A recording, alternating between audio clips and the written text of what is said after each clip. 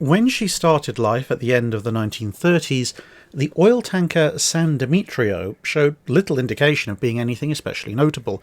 Built for the Eagle Oil and Shipping Company as a private venture towards the end of a run of similar tankers that ranged from just over 7,300 gross registered tons in the case of the San Adolfo to San Demetrio herself, which at 8,073 gross registered tons was part of a group of 7 ships at roughly the same weight categorization. Note that this is not the same as displacement, gross registered tons being a measure of internal volume for cargo carrying purposes. Running off a single diesel engine and capable of a stately 12 knots, she was designed to spend her days hauling oil from the Gulf of Mexico to the UK. For comparison, a Cimarron-class fast fleet oiler like USS Neosho was 90 foot longer, 14 foot wider, and had roughly the same draft whilst being 8 knots faster. Being a military vessel, we know that the Neosho displaced just under 7,500 tons when empty, which means that San Demetrio was probably somewhere in the 5,000 to 6,000 ton displacement range when she was empty. Launched in late October 1938, the tanker had little time to enjoy the quiet life, for with the outbreak of war, the supply of oil, and thus the supply of oil tankers, became incredibly vital and thus valuable. Unfortunately, it also meant the priority of the ship as a target to enemy surface raiders and submarines also massively escalated. There was no hiding the ship's nature either. Like many merchant ships at the time, she possessed a roughly centrally located superstructure, but lacked many of the heavy-duty king posts and cranes that were found on larger freighters, and her funnel was fairly conspicuous by its presence right aft, a feature of tankers that allows all the hot and dangerous machinery to be in one place, and a near uninterrupted run of oil tanks to then take up most of the ship. For defence against the occasional surfaced submarine or marauding scout aircraft, the San Demetrio would be equipped with a handful of weapons: a single 4.7-inch gun, a single 12-pound gun, and a Hotchkiss machine gun. Somewhat understandably, this minimal armament was all concentrated aft, which both kept the explosives away from the oil tanks and meant that the ship would be able to use all of its guns whilst it was running away from a target, which was an eminently sensible thing to do if you were over 50% hydrocarbons by volume once fully loaded. And in this form, the tanker cruised the Atlantic alongside various other ships in various convoys until November 1940, when it joined convoy HX-84 under the protection of the armed merchant cruiser HMS Jervis Bay.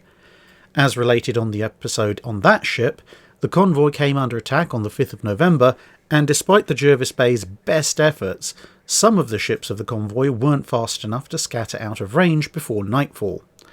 San Demetrio was one of the unlucky stragglers and was hit by a number of shells that tore up the decks from the bridge aft, as well as largely demolishing the bridge itself and setting the ship on fire.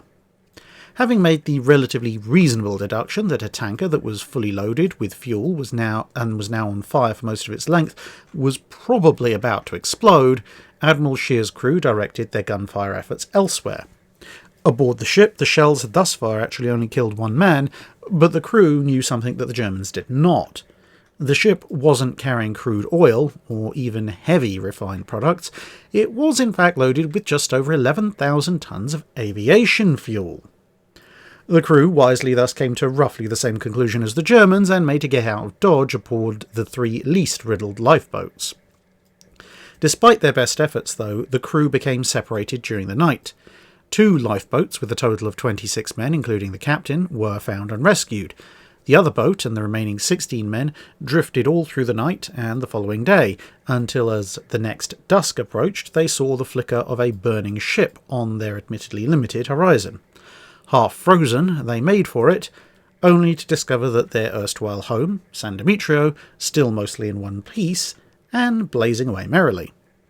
Deciding that perhaps this hadn't been the best idea in the world, they stayed in the lifeboat, but a second night at the mercies of the North Atlantic in winter caused them to revise this decision. And climbing aboard, they began to make repairs to the machinery whilst a small group fought off the encroaching flames. Soon enough of the machinery was online to get both power and pumps working, further helping the firefighting efforts, and a while later some modicum of steering was also restored. However, every piece of navigation equipment and every chart was a smouldering wreck in the superstructure, as was the radio. So, based on the fact that the morning sun must lay vaguely eastwards, they set off across the Atlantic. Arriving off of Ireland a week later, fires out, and the vast majority of the ship's cargo still intact. Since the ship had been abandoned, the returning crew were able to claim salvage money, over half of them receiving over £1,000 and only 4 of them less than 600. This included £1,000 that was paid to the estate of an injured man who had subsequently died whilst back aboard.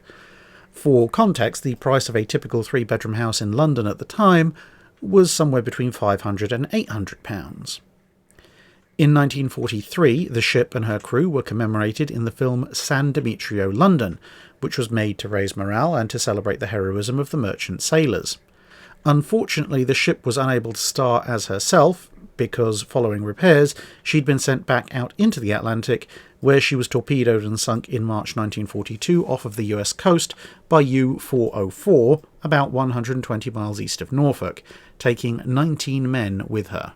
That's it for this video. Thanks for watching. If you have a comment or suggestion for a ship to review, let us know in the comments below.